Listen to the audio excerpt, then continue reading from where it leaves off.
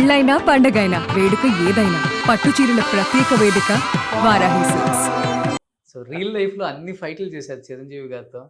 ఆ రోజుల్లోనే ఇంటికి 5 lakhs పంపిన రోజులు చూసాం. ఈ రోజు 50 lakhs ఏంటంటే నేను చేసినది 3 ఫిలిం 4 ఫిలిం మాత్రమే చిరంజీవి గారికి.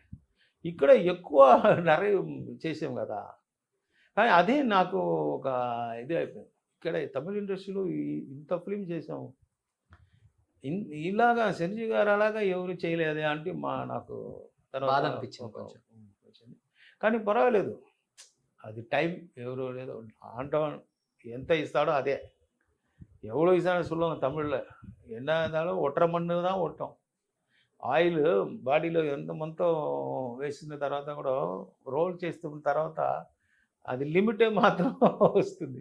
నువ్వు ఎంత రోల్ అవుతుందో అన్ని அந்த இது டஸ்ட்டு பாடியில் ராது லிமிட் ஆகும். அந்த மாதிரி நம்ம உருண்டாலும் பிறண்டாலும் ஒட்டுற மண் ஒட்டும் அப்படின்வாங்க. அதுமாதிரி செஞ்சி சார் சொல்கிறதுக்கு நம்ம அடுத்த ஜென்மம் வந்து இருக்குன்னா அது உண்மையிலே அவரால் தான் படைக்கப்பட்டது. இது வந்து எனக்கு செகண்ட் மறுஜென்மம். பொன்னம்பலம் வந்து இப்போது என்னை பார்க்காம எப்படி இருக்குது, சேம் 20 years பேக் பார்த்த மாதிரி இருக்குது. ஆமாம் ஆமாம், அது எனக்கே சர்ப்ரைஸ் ஆகுது. ஏன்னா இப்போ நான் கரானா மூடு ஷூட்டிங்கில் எப்படி இருந்தாரோ அந்த ஃபேஸ் இப்போ இருக்குது. எப்போ கரானா மூடு 89னா? ஆமாம், 30 years மேலே ஆயிடுச்சு. என்ன 30 years அப்போ 30 years. బట్ எனக்கு இன்னும் அந்த உடனே வந்துச்சுன்னா அந்த హ్యాపీ ఆయిடுச்சு.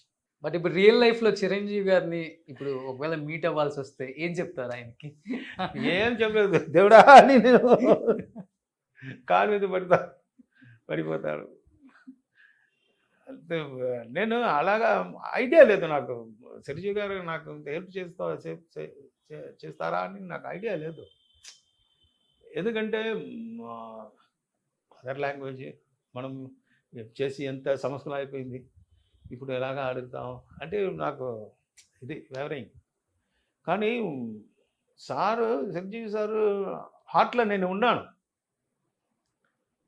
చిరంజీవి సార్ హార్ట్లో ఉన్నానని నేను తర్వాత నాకు తెలిసిపోయింది. దాని ముందుకు ఏదో ఫ్రెండ్లీగా இருக்காரு அப்படின்னு நினச்சிருந்த ஆலோசனை. அப்புறம் தான் தெரிஞ்சது చిరంజీవి సార్ హార్ట్లో నా இருக்கேன். చిరంజీవి సార్ హార్ట్లో నేను ఉన్నాను అని నేను దాని తర్వాత இந்த இந்த ஜென்மத்தில் பண்ண புண்ணியம் ஆண்டவன்கிட்ட தான் வேண்டிக்கிறேன். யாரో నమ్మకం ఉన్న మనుషులు హెల్ప్ చేయలేదు. నేను సడన్గా సరే ఫోన్ చేస్తాం, ఏమో హెల్ప్ వస్తుంది అన్నీ నేను ఫోన్ చేస్తాను. కానీ ఇంత పెద్ద హెల్ప్ కళలు కూడా ఊహించలేదు. ఆహా, అది சொல்லிக்கு వార్త இல்லை, అది అర్థం అవుతుంది. మీ కళ్ళల్లో చూస్తే అర్థం అవుతుంది అది నిజంగా. ఈ మొహంలో ఇప్పుడు సిరిపు వస్తుంది కదా, నవ్వు అది వాళ్ళకే సొంతం, నాకు సొంతం లేదు. నేను నవ్వుతాను కదా, ఇది నాకు సొంతం లేదు, చిరంజీవి గారికే సొంతం.